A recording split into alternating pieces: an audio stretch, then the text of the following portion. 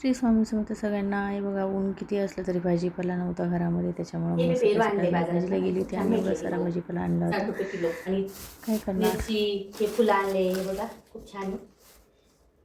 मला फुलं खूप आवडतात. आणि माझ्या बाळाचे फेवरेट आंबे. आंबे आमच्या दादीला खूप आवडतात. आणि हे बीट आणले. आणि हे भोपळा, दुधी भोपळा थालीपीठ करायला.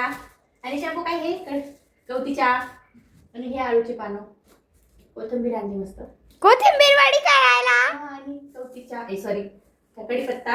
आणि ही भेंडी आणली, लिंबू आणले बाबू सारखे छोटे छोटे. आणि काकडी आणली, मस्त भेटली मला.